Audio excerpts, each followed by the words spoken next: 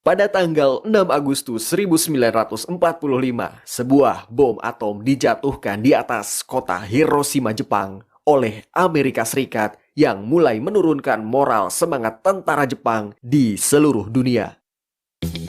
Sehari kemudian, Badan Penyelidik Usaha-Usaha Persiapan Kemerdekaan Indonesia atau BPUPKI yang dalam bahasa Jepang bernama Dokuritsu Jumbi Kosakai berganti nama menjadi Panitia Persiapan Kemerdekaan Indonesia atau PPKI atau Dokuritsu Jumbi Inkai untuk lebih menegaskan keinginan dan tujuan mencapai kemerdekaan Indonesia. Pada tanggal 9 Agustus 1945, bom atom kedua dijatuhkan di atas Nagasaki yang menyebabkan Jepang menyerah kepada Amerika Serikat dan sekutunya. Soekarno dan Hatta selaku pemimpin PPKI serta Rajiman Weddiodiningrat sebagai mantan ketua BPUPKI diterbangkan ke Dalat 250 km di sebelah timur Laut Saigon, Vietnam untuk bertemu Marsekal Hisaichi Terauchi, pimpinan tertinggi Jepang di Asia Tenggara, dan putra mantan Perdana Menteri Terauchi Masatake. Mereka bertiga dikabarkan bahwa pasukan Jepang sedang diambang kekalahan dan akan memberikan kemerdekaan kepada Indonesia. Sementara itu di Indonesia pada tanggal 10 Agustus 1945, Sultan Syahrir telah mendengar berita lewat radio bahwa Jepang telah menyerah kepada sekutu.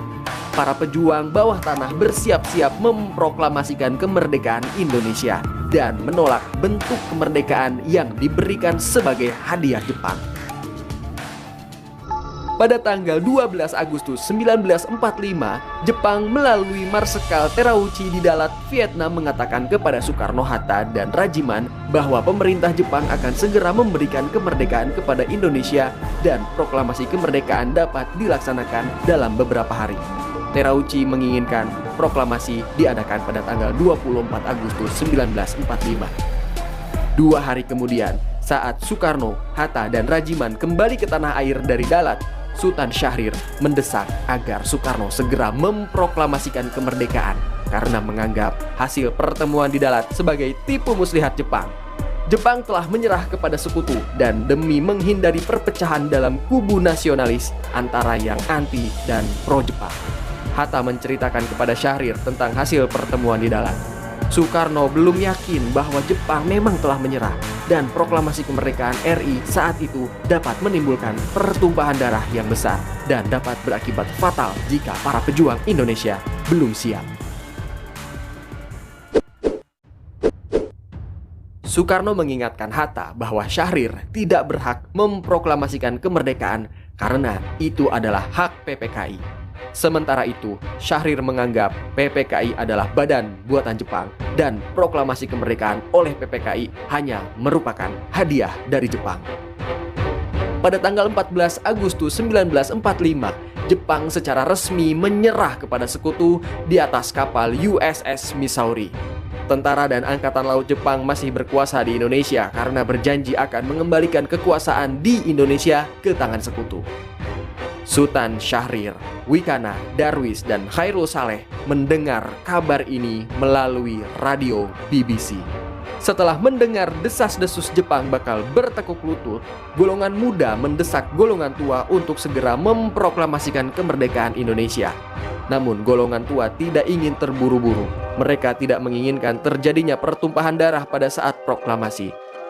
Konsultasi pun dilakukan dalam bentuk rapat PPKI.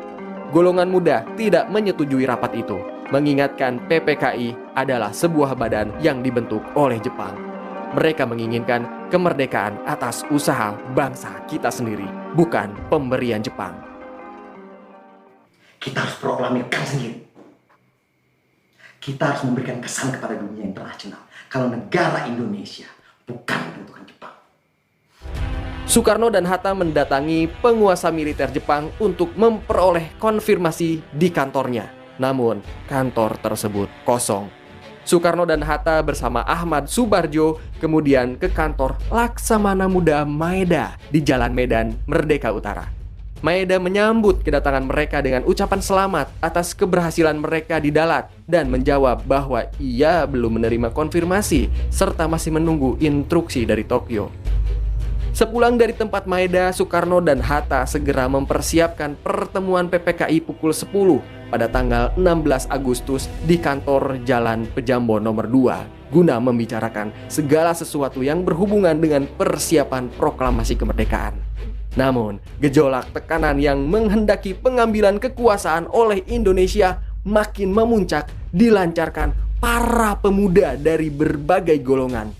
Rapat PPKI pada 16 pukul 10 pagi tidak dilaksanakan karena Soekarno dan Hatta tidak muncul. Para pemuda pejuang termasuk Khairul Saleh, Sukarni, dan Wikana yang terbakar gelora kepahlawanannya setelah berdiskusi dengan Datuk Tan Malaka.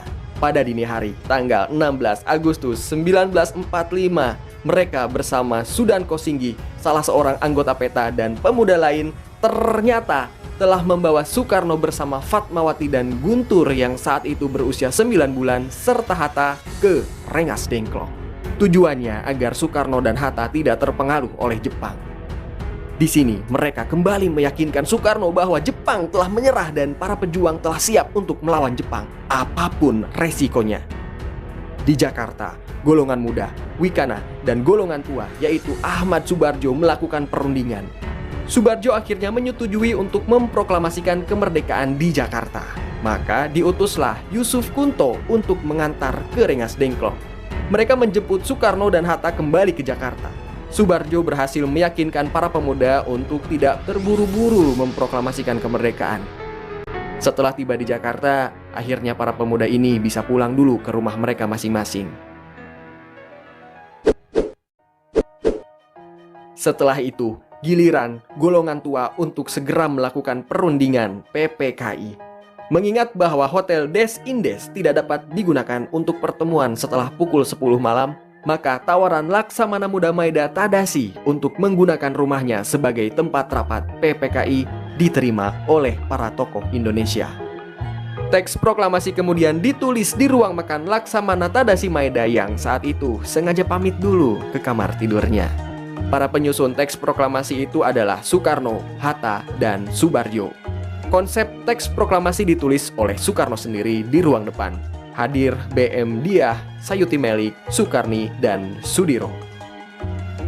Pada pagi hari 17 Agustus 1945, di kediaman Soekarno, Jalan Pegangsaan Timur 56 telah hadir antara lain Suwiryo, Wilopo, Gofar, Pringgodigjo, Muhammad Tabrani, dan Trimurti.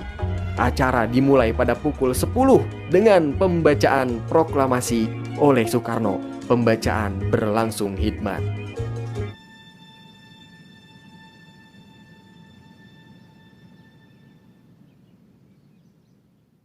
Proklamasi. Suara asli dari Soekarno saat membacakan teks naskah proklamasi yang sering kita dengar saat ini adalah suara Soekarno yang direkam pada tahun 1951 di Studio Republik Indonesia. Setelah pembacaan proklamasi, disambung pidato singkat tanpa teks dari Soekarno. Setelah itu, sang saka merah putih yang telah dijahit oleh Fatmawati dikibarkan. Ditunjuklah Latif Hendradiningrat, seorang prajurit PETA, dibantu oleh Suhud untuk tugas tersebut. Seorang pemudi muncul dari belakang membawa nampan berisi bendera merah putih yang dijahit oleh Fatmawati beberapa hari sebelumnya. Merdeka, merdeka, merdeka.